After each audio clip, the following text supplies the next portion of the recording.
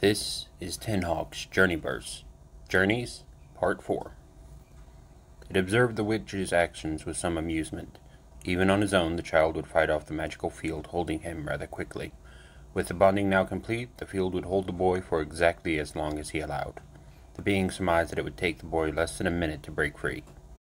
Less if his emotions became inflamed. He blinked his eyes, and was even attempted to rub them a couple of times to see if that would clear them. Nothing changed. There was still a man, hid mid-step no less, apparently frozen in the act of closing his car door. This mission is getting freakier by the minute. He cautiously approached the young man, calling out to him as he walked closer. "Hey, are you all right?" No response. He peered into the young man's eyes and saw no recognition, or even life.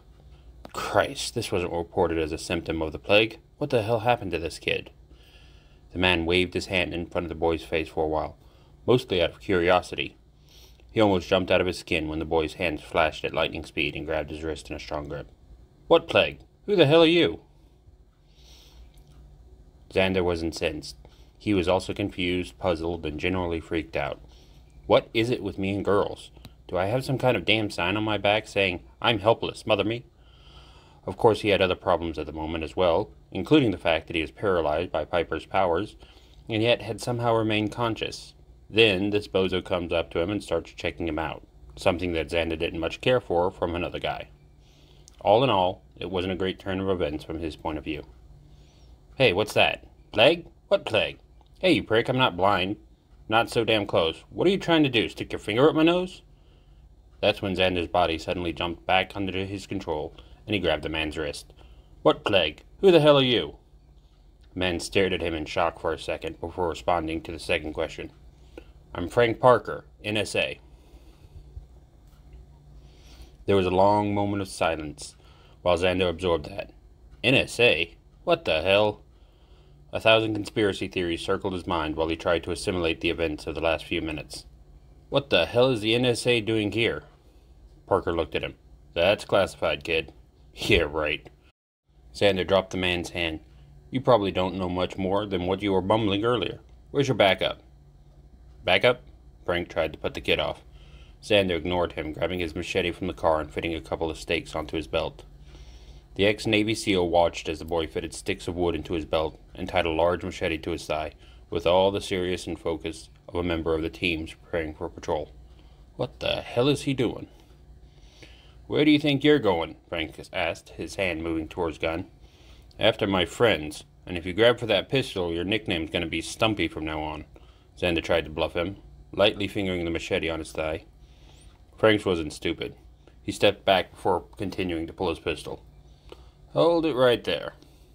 Suddenly, they both heard a scream from the warehouse, and Xander took off like a shot, yelling over his shoulder as he went, "I don't have time for this. You want to shoot me? Do it." Frank watched the kid run off, the muzzle of his pistol drooping downward. Finally, he shrugged and took off after the kid. "What the hell? Can't be any weirder than my other missions. Can it?" Inside the warehouse, things had gone to hell, or so close as to make little difference. "Piper, freeze him!" Prue screamed as she tried to tend to Phoebe, who was crumpled on the floor. "I'm trying." The demon wasn't having any trouble fighting off the witch's attempt at freezing him. It was laughable, actually, that these were the so-called charmed ones, these three slips who couldn't muster sufficient power to as much as slow him down.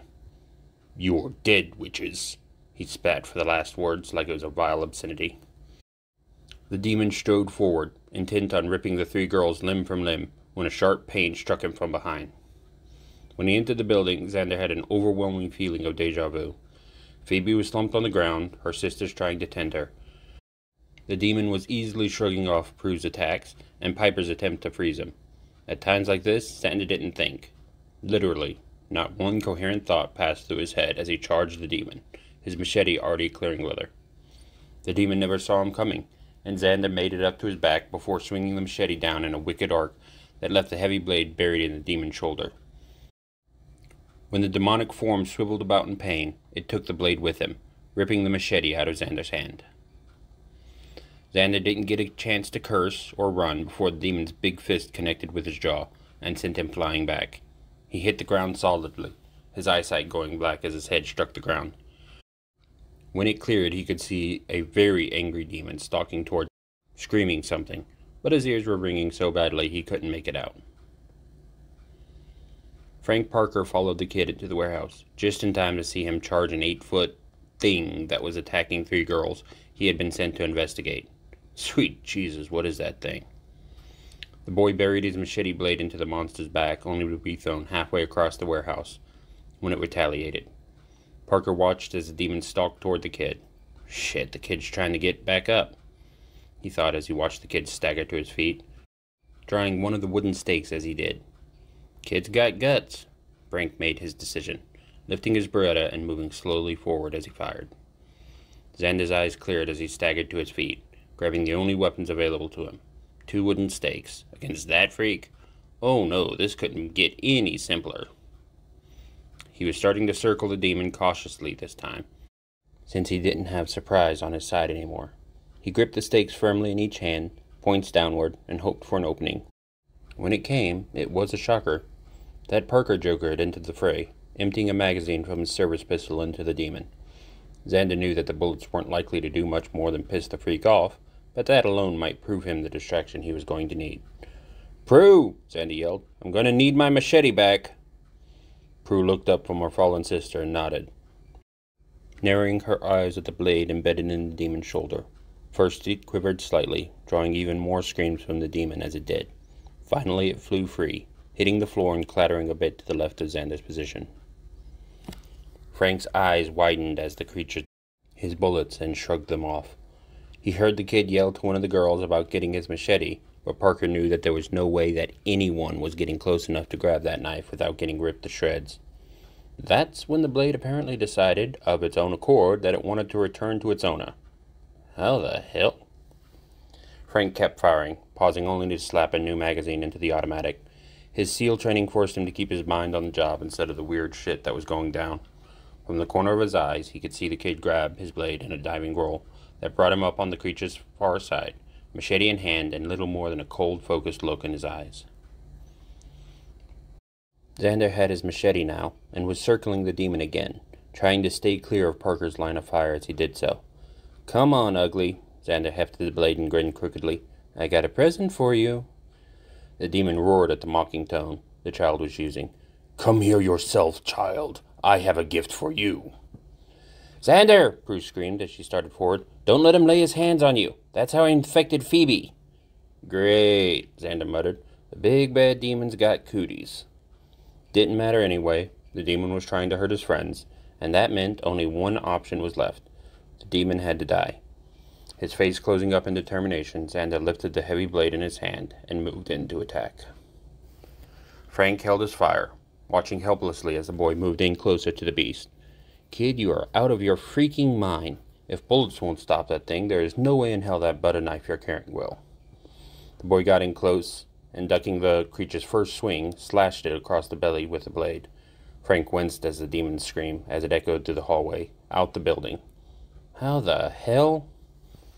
No, definitely not host material, the being decided as it watched the conflict. It was torn by the scene it saw. If it should help the child, it would risk revealing itself to a person with the potential to lock it up again for another 10 millennia. But it hated demons, and the child fought demons. Perhaps the host is not in the cards, but maybe I can have a partner again. Xander ducked the second blow the demon aimed for him, slashing at the demon's arms as it passed.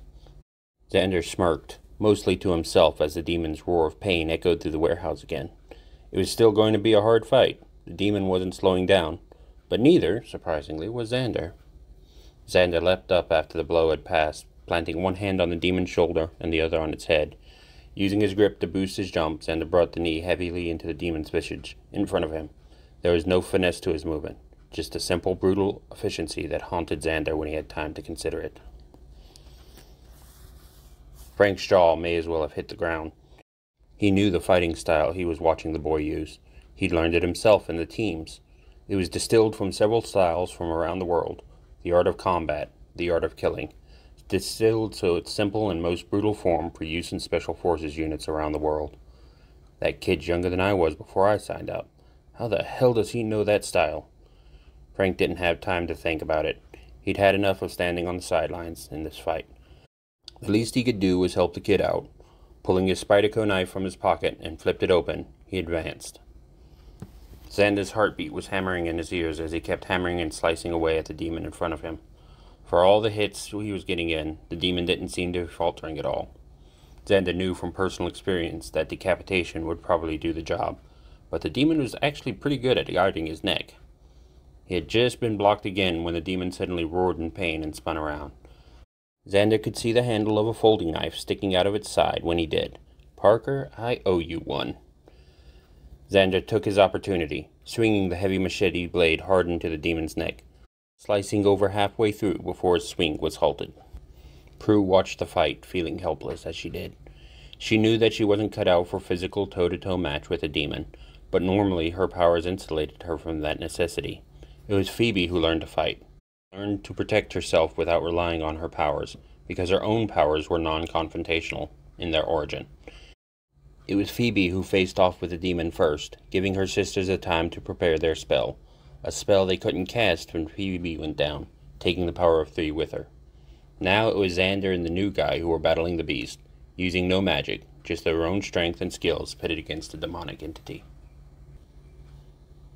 Xander's scream of anger and frustration was drowned by the demon's scream of pain. He put all of his strength into the jammed blade, sawing it further along the course through the writhing demon's neck. Demonic blood and ichor spattered his face and chest as he kept pushing, following the demon down as he fell, first to his knees, then to his face. Finally, Xander stood up from the motionless demon and kicked the machete blade the rest of the way through its neck. As the demon's head rolled clear, Xander looked around, his vision suddenly spotting with bright white lights and his legs turning to rubber. He fell, not even noticing when Parker caught him inches from the door and dragged him away from the demon's corpse, already decaying.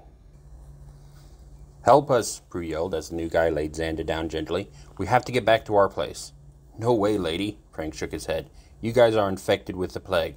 I was sent to stop. Hell, by now so am I. We can't risk spreading it to the rest of the city." Prue glared at the man, her eyes narrowing as she focused her power.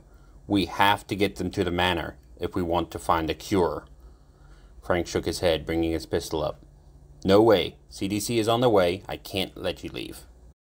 He never got a chance to finish as the gun was ripped from his hand by an unseen force, flinging it completely to the other side of the warehouse. Next, he felt himself be picked up off the ground and tossed several feet back, landing on his ass. "What the hell?"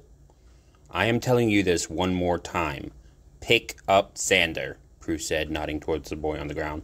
"We've got our sister. We're going back to the manor to look for a cure. Now." Stupid people were not allowed in the Navy SEALs. And Frank Parker, despite what his friends may say, is not a stupid person. He knew a force majeure when he saw it, even if he didn't understand precisely what it was. He did the only thing he could think of. He obeyed the order. This has been Journeyverse Journeys, Part 4. Links below.